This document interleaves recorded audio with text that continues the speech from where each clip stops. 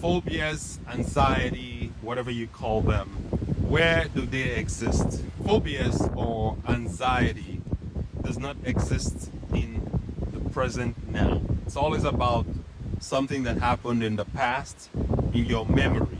And that is why fears cannot be overcome by people who are suffering from phobias and anxiety, because they try to solve something that does not exist. If fear does not exist now, how can you cure fear? How can you overcome fear? When you are trying to provide a solution for something that does not exist, it's like you're trying to capture air. Air will flow through any obstacle, will go through almost any space, and you cannot really trap air. You cannot trap this kind of energy or force. Anyways, I had a patient recently that was suffering from anxiety. As a matter of fact, I had 3 patients back to back to back, all suffering from fear of being in confined spaces. So I tried to help them by helping them figure out where this fear could be coming from. From further conversation with one of my patients, she says that when she was 8 years old, she was trapped in an elevator. She got trapped in an elevator with her younger sister of hers. They were trapped for 4 hours. So this happened when she was 8. Now, this lady is in her late 40s. But when she thinks about that event that happened when she was 8 years old, because the emotions are attached to that event, that traumatic event, is like that event is happening now. So she goes into this anxiety mode, panic mode, as a response to something that happened so many years ago. This is the same thing that happens when we hold on to negative emotions.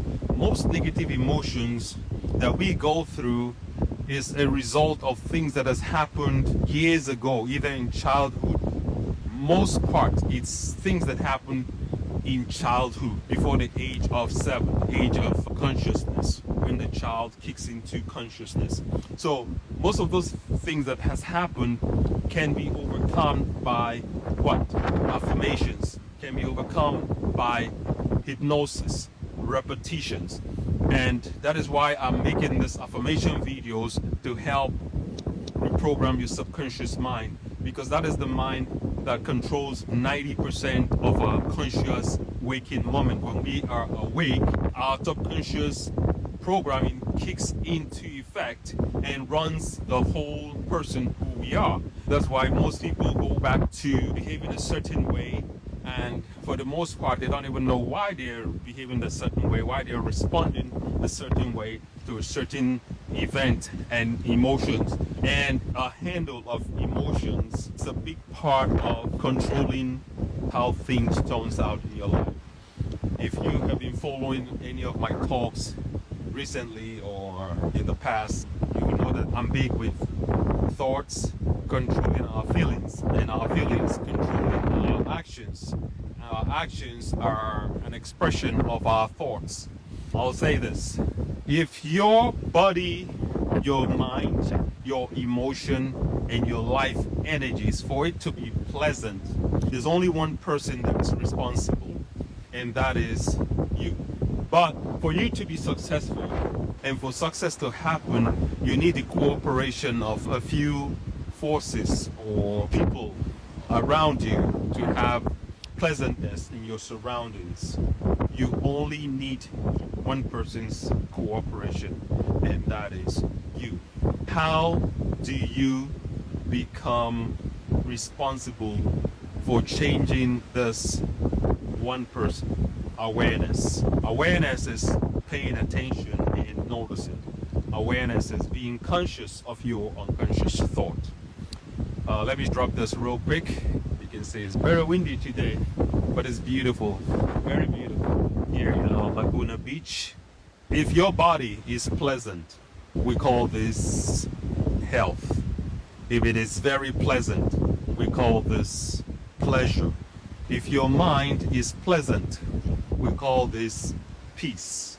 If it is very pleasant, we call this joy. If your life energy is pleasant, we call this bliss. If it is very pleasant, we call this ecstasy. If your emotion is pleasant, we call this love.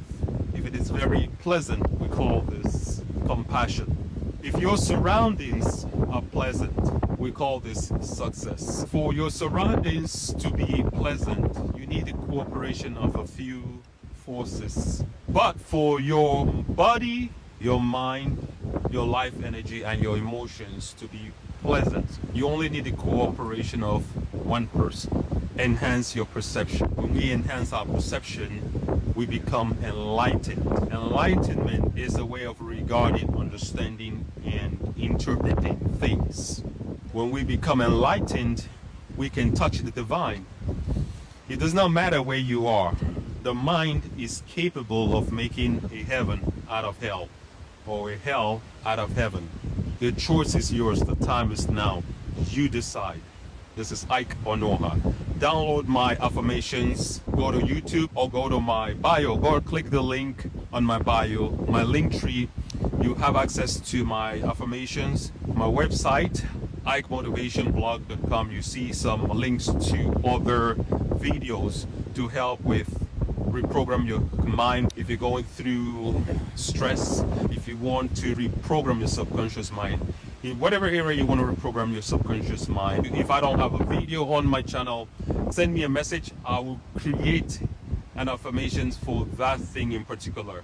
If you want me to customize an affirmations for you, let me know. Send me a message. I will create one specifically for you. This is Ike Onoha. Enhance your perception. Enjoy this beautiful, wonderful, exciting, glorious day.